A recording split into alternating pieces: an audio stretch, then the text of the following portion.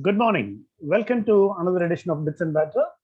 And we are here to discuss last night's IPL final, where the yellow team, it turned out all gold for Chennai's yellow.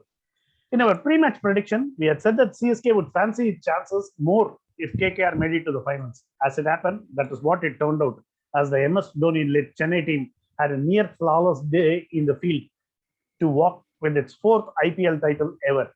Just consider this. The most consistent team in the IPL ever has, ever since its comeback in 2018, has won the title twice, made it to the finals once, and was relegated before the playoffs in 2020. If 2020 was its worst year ever, CSK after that, CSK mainly added two players to its rostrum, and they were Robin Uthappa and Moeen Ali. As it happens, the two played blistering innings to pilot CSK to 192 last night. To be fair, KKR, when the two teams had met in the finals before in 2012, had successfully chased 191. So, but alas, it did not have the batting firepower last night, especially with its captain, Eoin Morgan, woefully short of runs. Also, the Dubai pitch, playing true and fair, did not give any purchase for the KKR bowlers. CSK was again well served by its openers, Ruturaj Gaikwad and Faf du Plessis, who finished as the top two run getters in the tournament. Their consistency was a testimony to CSK's in IPL history. So, good morning, folks. Good morning, Jitendra, and good morning, Arvind. Good So, morning. Good morning, Raj. It was a great night for CSK. So, I'll come to you, Jitendra. So, how do you sum up CSK's win last night? What worked and how did it all pan out? It was actually a format that Dhoni loves the most, taking the game to the deep, like we discussed in the other game and the other discussion as well. Uh, these guys could not capitalize the start that they got KKR, and the moment they got one wicket, CSK bowlers were on top of it. And the biggest part is that KKR got a couple of chances thanks to God Almighty, but the Lord was in Chennai's playing 11, so that made the difference. Okay. But Arvind, before we talk of KKR, the consistency of CSK, not just in CSK. this tournament, overall, how do you sum it up? I mean, what is that makes this team tick more than some others in the entire IPL history? Yeah, I like I told you last time.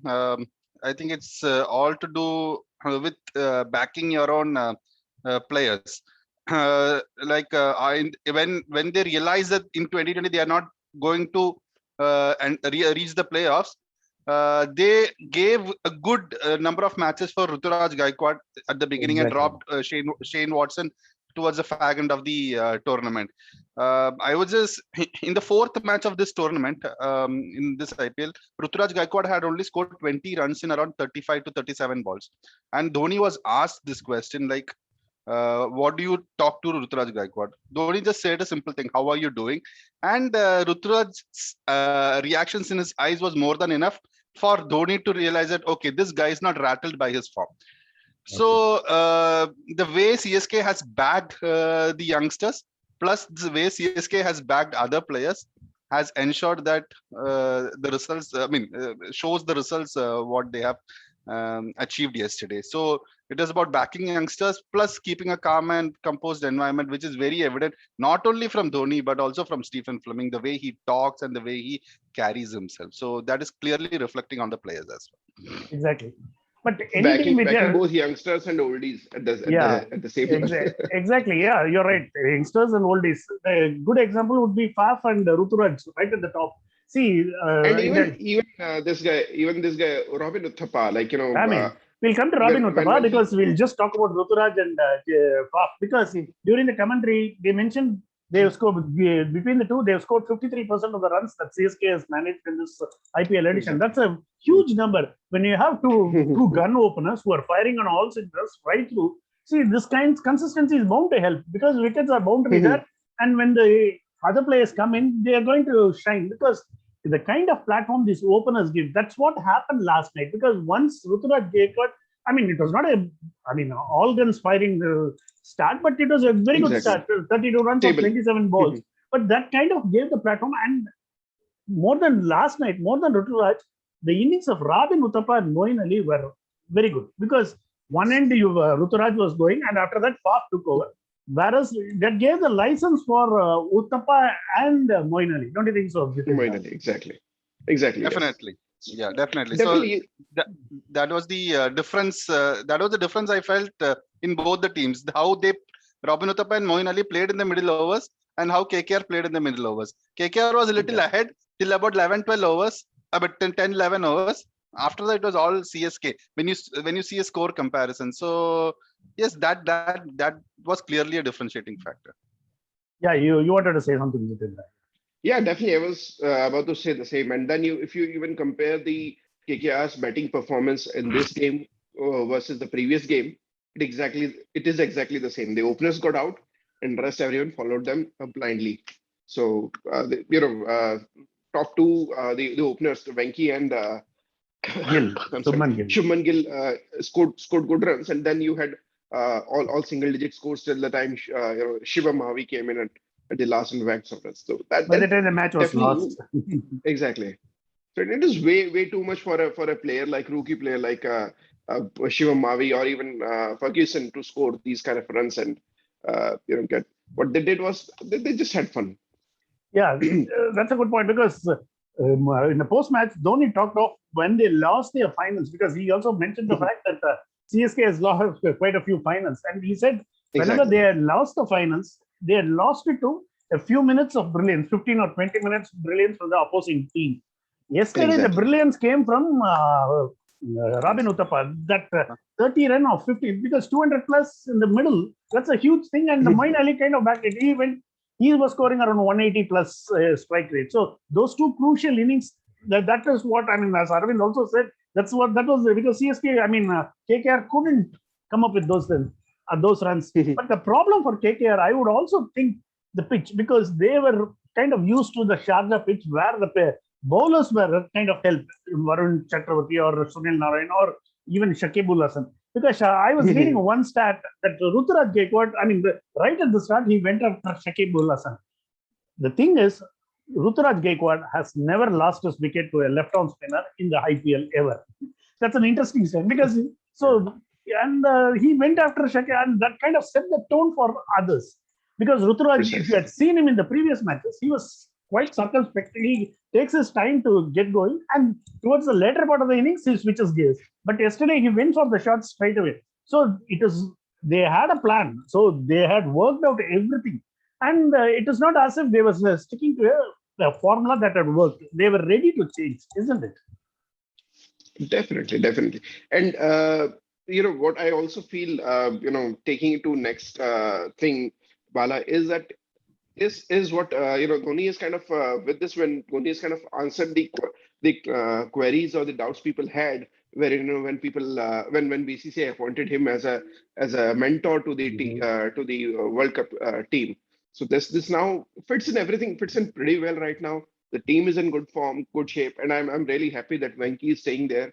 And yesterday I was reading reading an article wherein it said that Bumrah is not at all fit. I'm sorry, Hardik Pandya is not at all fit to bowl a single ball in coming few months as well. So I really hope that that change also happens. Because that will come to, because as we have seen it at this point of time, the ball is not really swinging. So the two main bowlers for India, Bhuvanesh Kumar and Deepak Chahar, they depend on the swing. And if they are not going to get the swing, it's going to be tough. So that we'll have a discussion some other time. But KKR, KKR were underserved by Eoin Morgan because you couldn't hide him because he beat the captain. See, if he had been any other player, you would have certainly dropped him and Gray Russell would have walked into the team. And that would have been a major difference. So unfortunately, Eoin Morgan can't buy a run to save his life. Yeah, that was the saddest part. But that's how the game is. Maybe probably KKR management will have to think. Of course, anyway, you have mega auction coming up, so they definitely will have some plan in place. But partly got to give credit to Eoin Morgan and of course Brendan McCullum to the way they came back in the second half of the IPL, like to ensure that KKR bounces back really well. Again, same mantra what KKR followed was backing their own strengths, backing their own bowlers, especially Varun Chakravarti, Sunil Narayan. They are not fit players, but they really back their skills, and that they were the reasons why KKR. Yes, but again, having said so, another factor was Rahul Tripathi getting injured. So this played in back of their mind, plus added pressure of Eoin Morgan and Shakib Al Hasan, etc., not firing for KKR in their middle order. So Eoin Morgan, obviously as a captain, has to take up the responsibility for this loss. But at the same time, factors like Rahul Tripathi's injury added on to the pressure yesterday. Exactly, because as you rightly said, KKR, I mean, though they might have lost the finals, as Dhoni himself specifically said right at the start, that KKR was the team of the tournament, because they kind of turned it around in this UAE league, because they were valuing at around the 7th spot. So to make it change, because you rightly said, they back their players and they back their own strengths, which is to go for the runs right at the start, isn't it? So Correct, that was correct. That's true. So what? How do you think CSK will look into the future? I mean, now that everything is done and dusted, Jitendra, CSK, who will they retain? Dhoni Dhoni retain himself, or Dhoni will move on to a mentor role? Those are the questions that starts in the face of CSK, isn't it? In the future, Definitely yes, definitely yes. Dhoni has already given an indication that he wants to play the next game, next IPL as well. But then, with age not being at his side, and I'm sure he can retire, and even if he's picked up, or he might have discussed with the management there, and I'm sure it should not come as surprising as the way he retired from the international cricket. But then, yeah, I think he would retain himself, and the other players that we had discussed in another series that Raj and I had discussed, I think were Rituraj and Jadeja, that that they would, at least Indian players, that they would sort of retain. Yeah, that's right. But age is clearly showing on because the way he was keeping, definitely, it is not Dhoni. He would not have dropped the catch that he dropped off Venki. Exactly. So one of those days, that's. But Arvind, how do you say? I mean, forget about the finals. That is Sanjay Manjrekar has specifically made a criticism. This IPL tournament, this IPL edition, has not been as great as some others, and because some of the players have underperformed and the matches have not been so exciting. I mean, broadly speaking, that is what his comment. I mean, do you subscribe to that view, or do you have a different view on this? I think in the Indian league, the matches were getting a little exciting. That is when the games, that is when it was almost, it almost came to a halt. In the UAE league, I agree that there were not many games which were as thrilling. Yes, it started off with a great match between Rajasthan and Punjab, where Rajasthan defended 4 runs in the last over. Then that kind of became a trend, like unable to score less than 6 runs. Falling under pressure to score less than 6 runs in the final over. But again, having said so, teams could manage to go above the line in such cases. I kind of agree with Manjrekar that there were not many matches. There were not many matches which were thrilling and exciting, except for probably 30 matches had taken place, except for 4 or 5. That is generally not the case, because when you go towards the fag end of the tournament, teams really fight hard, and that is really shown in the results, and that is why the games are taken very, very deep. Here you saw, barring KKR, all the other three teams which are the top 3 eventually qualified for the playoffs, and they qualified for the playoffs even before they had 2 games remaining in the tournament. So that is the difference. So that is the difference. And KKR, obviously, since they had to make a major comeback, it eventually took them the last game for them to qualify. So yes, it was not as exciting as the other seasons, but no complaints, because the deserving teams, the teams which played well stayed at the top, and the deserving team eventually won the tournament. And your final comments, Jitendra? So I was about to ask you a question, Bala. So does it mean that the Indian pitches are slightly better suited to the international players? Because if you see the UAE leg, the Indian players have performed consistently compared to all the foreign players. So you really had 1 or 2 odd innings only from the international play inning, even as far as bowling or batting is concerned, compared to the Indian youngsters or players' brilliance. In general, I mean, I'm not saying that all the Indian pitches are similar, but whenever we come up, I mean, take for example Chennai pitch or even in the first leg the Delhi pitch, they were pretty low and slow, so they were not exactly conducive for the great. I mean, when you talk of great T20, you must have a lot of runs. Whether we like it or not, T20 good games, shorter format games always meant you have huge runs. It doesn't mean a low scoring match can be equally exciting, but it is not generally held as a great contest. I mean, that's how it is defined. But I wouldn't say, because Chennai pitch, you consistently play slow and slow. So it is not as but UAE pitches, I mean, Chennai, you have a team like CSK, which has a team meant for that particular kind of pitch. It kind of became a fortress for it. So it didn't cop the kind of criticism that sometimes UAE pitches get. So it is slightly unfair to just blame the pitches alone. If you don't have the personnel, I mean, a good personnel will always try and overcome the pitches, isn't it?